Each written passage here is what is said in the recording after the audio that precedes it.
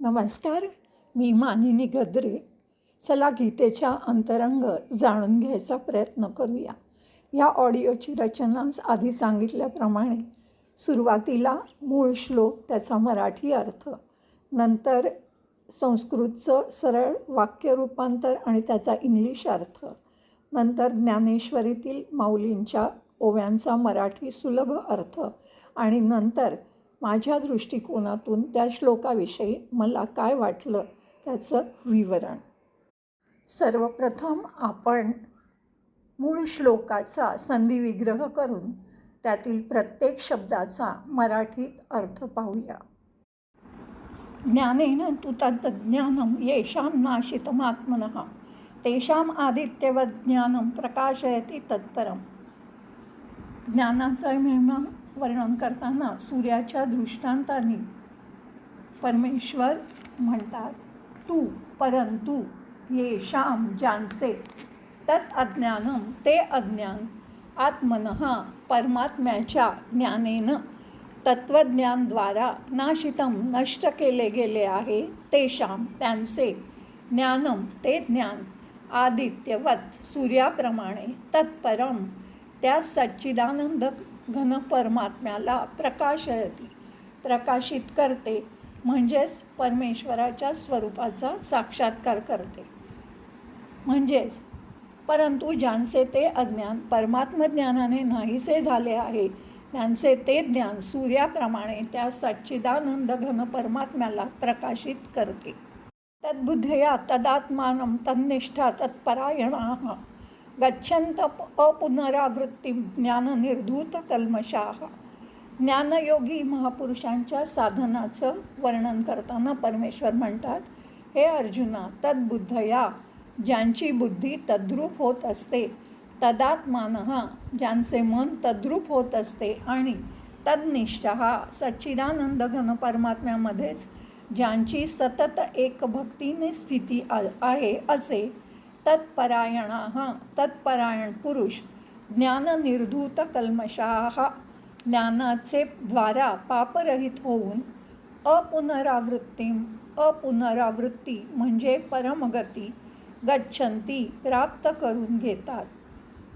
म्हणजेच ज्यांचे मन आणि बुद्धी तद्रूप झालेली आहे आणि सच्चिदानंद घन परमात्म्यातच ज्यांचं नित्य ऐक्य झाले आहे, असे ईश्वरपरायण पुरुष ज्ञानाने पापरहित होऊन परमगतीला प्राप्त होतात.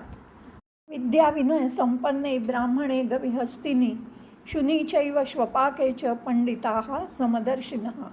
ज्ञानी महापुरुषांच्या समदृष्टीविषयी आणि स्थितीविषयी सांगून त्यांना परमगती प्राप्त होते, त्याविषयी सांगताना परमेश्वर म्हणतात, विद्याविनय संपन्ने विद्या आणि विनय यांनी युक्त अशा ब्राह्मणे ब्राह्मणाचे ठिकाणी, च तसेच गवी गायीचे ठाई, हस्तिनी हत्तीचे ठाई, शुनी कुत्र्याच्या ठिकाणी, च तसेच श्वपाके चांडाळाच्या ठाई सुद्धा, पंडिताः ज्ञानी लोक, समदर्शिनः एव समदर्शीच असतात. म्हणजेच ते ज्ञानी पुरुष विद्या आणि विनय यांनी युक्त असलेला ब्राह्मण गाय, हत्ती, कुत्रा आणि चांडाळ या सर्वांना समदृष्टीनेच पाहतात. समदर्शिना म्हणजे ज्याप्रमाणे मनुष्य आपले डोकं, हात, पाय आणि गुदद्वार यांच्याबरोबर ब्राह्मण, क्षत्रिय, शूद्र यांच्यासारखा वागत असूनही त्यांच्या ठिकाणी आत्मभाव म्हणजे आपलेपणा एकसारखाच असल्याने त्यांची सुखदुःखही समानच पाहतो, त्याचप्रमाणे सर्व प्राण्यांविषयी पाहणे हेच आपल्याप्रमाणे समदर्शिना सम पाहणे होय. दर्शन सम पाहिजे, सर्वत्र सेम दिसलं पाहिजे, तिरस्कार नको, पण समवर्तन असं सांगितलेलं नाही आहे. ह्यैतैर्जितः सर्गो येषां साम्ये स्थितं मनः निर्दोषं हि समं ब्रह्म तस्मात् ब्रह्मणि ते विदा स्थिताः. येषां मनः ज्यांचे मन साम्ये समभावामध्ये स्थित आहे, तैही त्यांच्याकडून इह एव या जीवित अवस्थेमध्येच म्हणजेच मृत्यूलोकात सर्ग संपूर्ण संसार म्हणजे सृष्टी जितः जिंकला गेला आहे म्हणजे जे जिवंतपणीच संसारातून मुक्त झाले आहेत.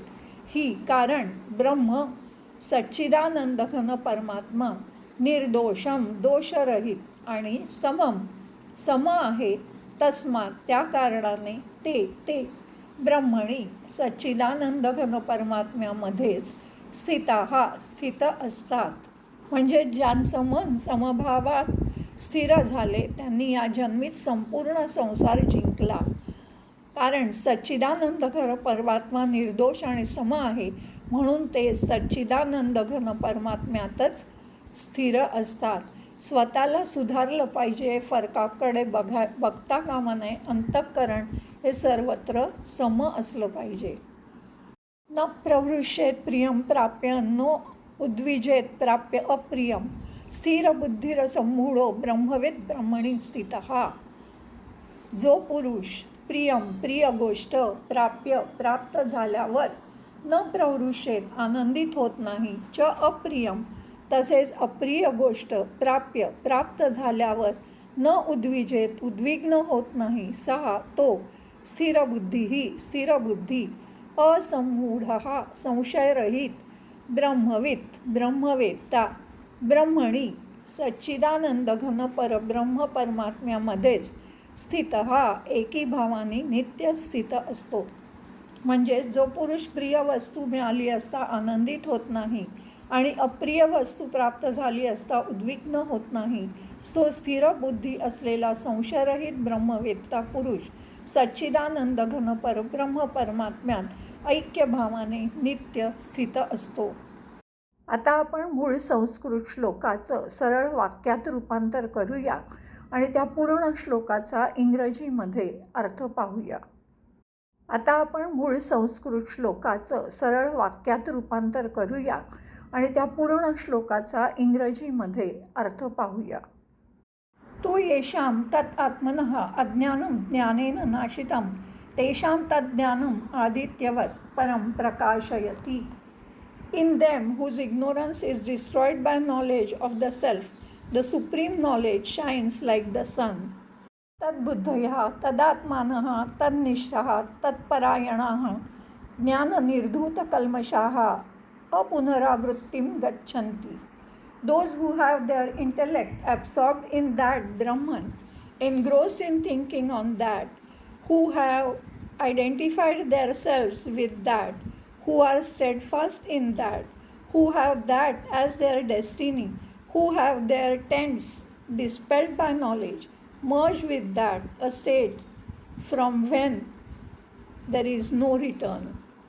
विद्या विनय संपन्ने ब्राह्मणे गवी हस्तिनी शुनि च श्वपाके पंडितः समदर्शिनः. The realized souls have a universal equanimity in outlook, seeing the same Brahma, the supreme reality, in a Brahmin with knowledge and humility, a cow, an elephant, a dog, and an outcast. येषां मनः साम्ये स्थितं तैः इह एव सर्गः जितः हि ब्रह्मनिर्दोषं समं तस्मात् ते ब्रह्मणि स्थिताः. Here only can this worldly existence overcome by them whose mind rests in equanimity. Brahman is flawless and the self same in all. They are thus merged in the equanimous Brahma. प्रियं प्राप्य न प्रवृष्येत च अप्रियं प्राप्य न उद्विजेत स्थिरबुद्धिः असम्मूढः ब्रह्मविद् ब्रह्मणि स्थितः. One should not rejoice by getting what is pleasant and not grieve by getting what is unpleasant.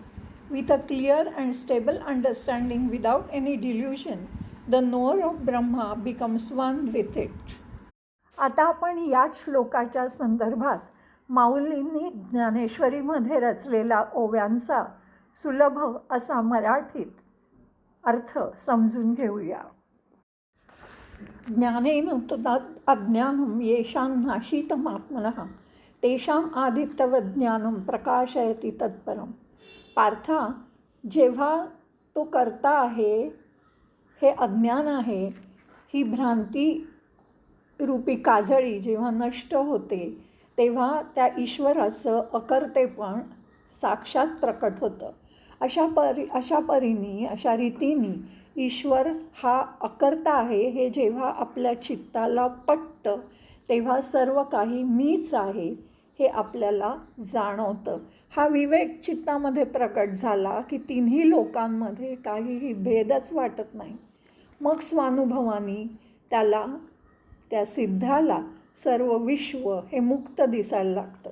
जसं पूर्व दिशेच्या मंदिरात सूर्योदयाने दिवाळी झाली, सूर्योदय झाला की सगळं दिशांचा अंधार तात्काळ नष्ट होतो, तसंच सर्व काही तोच आहे पण तो अलिप्त आहे, अकर्ता आहे हे ज्ञान झाल्यावर आपलं त्याच्याशी एकत्व हे सहजपणे जाणवतं, अज्ञान दूर होतं आणि खरं ज्ञान प्राप्त होतं.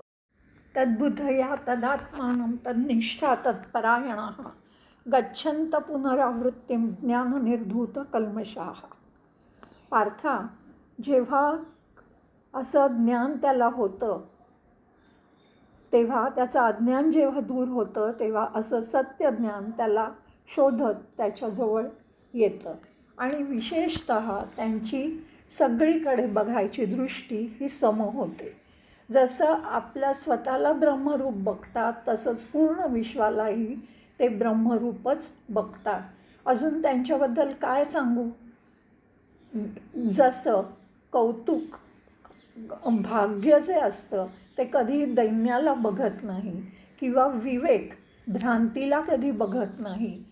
सूर्य उगवला तर त्याला स्वप्नातसुद्धा अंधार दिसणं शक्य नाही किंवा अमृताच्या कानात कोणी मृत्यूची कहाणी सांगू शकत नाही.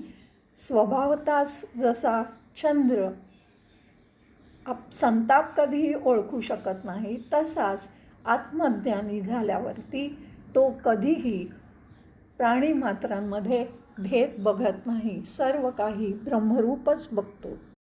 विद्याविनय संपन्ने ब्राह्मणे गविहस्तिनी शुनीचैव शोपाकेच पंडितः समदर्शिनः. असा जेव्हा आत्मज्ञानी बघतो तेव्हा त्याला एखादं चिलट आहे काय किंवा हत्ती आहे काय, हा हरिजन आहे का किंवा ब्राह्मण आहे का, तो पलीकडे आहे का, पलीकडे आहे तो परका आणि जवळ आहे तो आपला, असा कुठचाही भेद त्याच्या ठिकाणी राहत नाही. गाय असू दे किंवा कुत्रा असू दे, लहान असू दे किंवा मोठा असू दे, जसं जाग्या माणसाला स्वप्न पडत नाही तसं ह्या आत्मज्ञानी माणसाला कुठचाही भेदभाव कुठेही दिसत नाही. जेव्हा अहंभाव असतो तेव्हाच भेद दिसतात आणि ह्या आत्मज्ञानी माणसाचा अहंभावच समूळ उच्छेदन झालेलं असतं, तर त्याला कशाला भिन्नत्व दिसेल? सगळ्या चराचरामध्ये कुठेही त्याला भिन्नत्व दिसत नाही, सर्व काही ब्रह्मरूप दिसतं. इहैतैर्जिता सर्गो येषां साम्ये स्थितं मनः निर्दोषं हि समं ब्रह्म तस्मात् ब्रह्मणि ते स्थिताः. म्हणून पार्था, जे कायम सगळीकडे सम अद्वय असं ब्रह्म आहे ते आपणच आहे हे त्याला पूर्णपणे कळलेलं असतं, त्यामुळे त्याची सर्वकडे समदृष्टी असते. तो विषयांचा संग सोडत नाही, इंद्रियांना दंड देत नाही आणि सगळी स्वभावता प्राप्त झालेली कर्म तो निष्काम होऊन करत राहतो. तो कशाच्याही संग धरत नाही, निस्संग राहतो. लौकिक व्यापार लोकाधारांनी करतच राहतो, तरीही लौकिक मूढता त्यांनी दूर टाकलेली असते. जसं एखादं पिशाच्य किंवा भूत जगामध्ये लोकांमध्ये वावरत असलं तरी ते डोळ्यांना दिसत नाही, तसाच तो शरीरामध्ये व्यापार करत असला, संसार त्याला माहिती नसतो, तो आपल्या स्वभावता झालेली प्राप्त झालेली कामं ही निष्कामपणे करत असतो. जसं वाऱ्याच्या संबंधामुळे पाण्यावरती लाटा उसळतात आणि लोक त्याला पाण्यापासून वेगळं धरून त्याला तरंग म्हणून ओळखतात, तसंच ह्या आत्मज्ञानी माणसाला जे नामरूप प्राप्त झालेलं आहे ते त्याच्यावर उठलेले तरंग आहे, एरवी तो संपूर्णप्रमाणे ब्रह्मच असतो. ज्याच्या चित्तामध्ये सर्वत्र सर्वथा अशी साम्यावस्था प्राप्ती झाली आहे, तो समदृष्टी झाला असं तू समज पार्था. त्याला ओळखायची एक खूण मी तुला आता थोडक्यात सांगतो, ती ऐक. न प्रहृष्येत प्रियं प्राप्य न उद्विजेत प्राप्य अप्रियं स्थिरबुद्धिरसम्मूढो ब्रह्मविद ब्रह्मणी स्थितः. मृगजळाचा पूर आला, अपार पूर आला, तरीही जसे डोंगर डळमळत नाहीत, तसंच शुभ किंवा अशुभ काहीही प्राप्त झालं तरीही अंतरामध्ये हा निर्विकार राहतो. तोच समदृष्टी जाणावा आणि तत्वतः तो ब्रह्मच जाणावा, असं श्रीकृष्ण अर्जुनाला म्हणाले. आता या श्लोकाबद्दल माझ्या दृष्टिकोनातून मला काय वाटतं ते आपण पाहूया. या 5व्या अध्यायातल्या 16 ते 20 या श्लोकांमध्ये परमेश्वर पुन्हा ज्ञानाचं महत्त्व सांगताना दिसत आहे. ते म्हणतात की जे सिद्ध सर्व काही परमेश्वर आहे याचं ज्ञान प्राप्त केलेले असतात, ते सगळ्या द्वंद्वांच्या पलीकडे जातात आणि परमगती प्राप्त करून घेतात. मी आणि हे पूर्ण विश्व एकच आहोत हे जाणवल्यामुळे त्याची दृष्टी सम झालेली असते. कोणताही भेदभाव न करता तो स्वधर्म पालन करत राहतो. मनात सतत परमेश्वरच सर्व आहे हे सत्य ठेवून सर्व कर्म तो निसंगपणे साक्षी भावाने करत राहतो आणि त्या परमेश्वरामध्येच स्थित झालेला असतो. दिसायला जरी तो सिद्ध इतरांसारखा देहधारी दिसला तरी त्यांना देहाशी, त्याच्या स्वाभाविक क्रियांशी, त्यांच्या परिणामांशी काही देणं घेणं नसतं. कारण त्याच्या ज्ञानसूर्याचा उदय झाल्यामुळे प्रकृतीच्या खेळाचा होणारा भास त्याला होत नाही. म्हणजेच त्या स्वप्नातून तो जागा झालेला असतो. आणि असे जागृत योगी सतत त्या परमेश्वरामध्येच वावरत असतात. त्यामुळे कोणत्याही द्वंद्वानी ते विचलित होत नाहीत. खरं पाहिलं तर अगदी पूर्ण गीतेमध्ये पुन्हा पुन्हा आपल्याला या भासातून बाहेर पडायला परमेश्वर सुचवताना दिसतात. ते कसं बाहेर पडायचं त्याचे वेगवेगळे मार्गही आपल्याला गीतेमध्ये आढळतात. इतकं कळकळीने सांगितल्यावर ते आचरणात आणणं हे आपलं कर्तव्यच आहे. चला आपण सगळे हे कर्तव्य पार पाडायचा प्रयत्न करूया. गीतार्थ जाणून घ्यायला पुन्हा भेटूया. मनःपूर्वक धन्यवाद.